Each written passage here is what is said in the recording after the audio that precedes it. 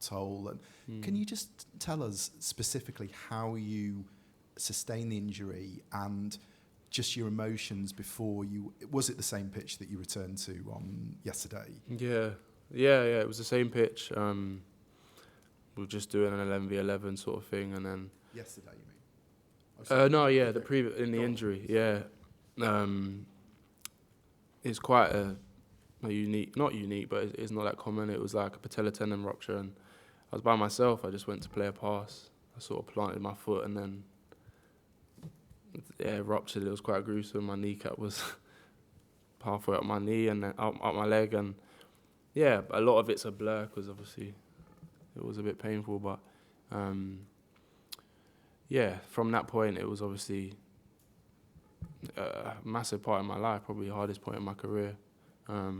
Just that moment because of how it happened. And then, the last time I saw Gareth, I was on the bed waiting for the ambulance. So, yeah, it was tough. And it is a big part of my journey that I wouldn't shy away from. Obviously, I've moved past it, and a big part of my application and my motivation comes from working in that period to get back. And I don't ever want to lose that because it's shaped me into who I am. And yeah, I just think losing sight of where I've come from is important. I don't lose that. So it's definitely changed my application towards everything, recovery, gym work, and so on, and just keeping it up. I think it's important, but I'm at peace with what happened, and definitely moved past it. It's that long ago now. It's not. Just in terms of the emotions going back onto that same pitch yesterday, can you sort of go through in the same kind of detail? Yeah, it was obviously from the outside looking in, no one would realise, but it was a bit surreal.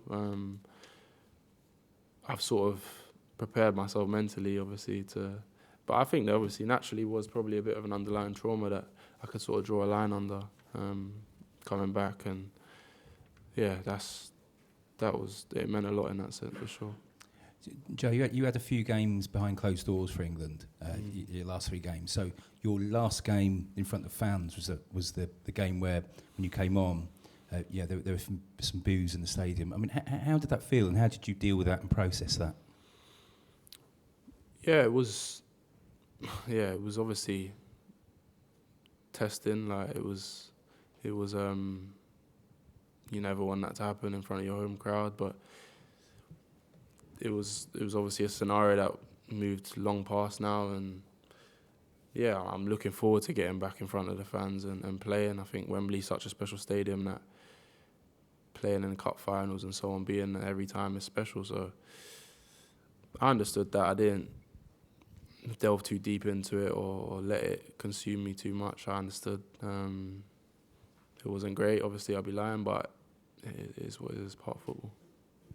Jack, can I ask you a question about sort of the messaging from Gareth and the staff around this camp in comparison to sort of when you were last in the group? Because 4 years ago the team were building towards something, and now you're heading into this summer. There's a feeling that you're on the cusp of and on the brink of actually achieving. Winning a trophy. Yeah.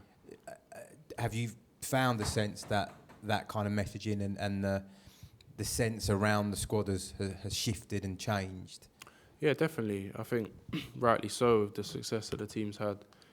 I think the manager mentioned the world rankings that England were 13th or 14th at that point when we last played Brazil. So I think the team and the manager have done unbelievably well, and now sitting where they are, and I think going into the Euros should definitely it's definitely creates a confidence.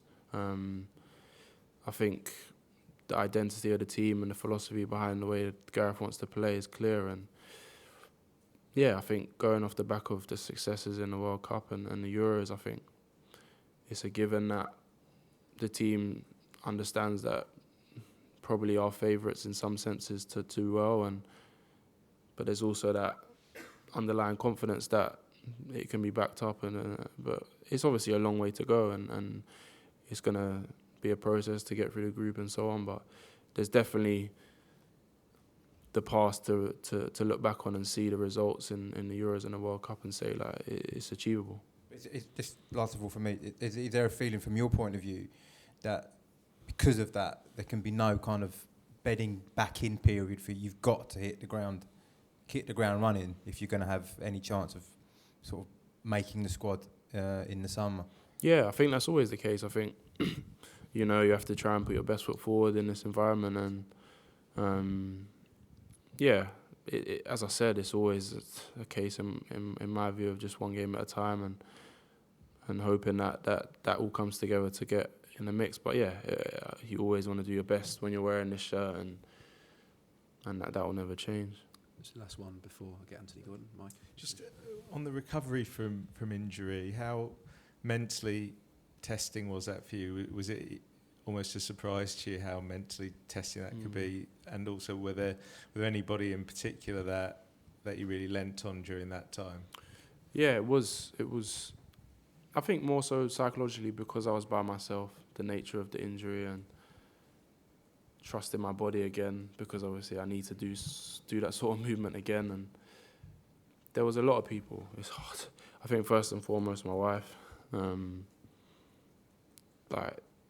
just supporting me unconditionally, and obviously my boys, or at the time my eldest son, people at the club, obviously the physios, and just helping shape my whole outlook. I had to sort of change my processes and understand all the finer details. And the surgeon, there's countless people that I probably do a disservice to if I didn't name them. And I think it was definitely the hardest point, not just as a footballer, but as an individual, just sort of worrying, having that uncertainty about the future, and sort of falling away a bit, and understanding that I've got a long way to go, worrying if I'd be able to get back to a level. So, but I'm grateful for it all, just because, like I say, it's helped shape me, and I can always lean on it to keep perspective and a wider view of things. No matter the scenario, I think I can always look back to those moments and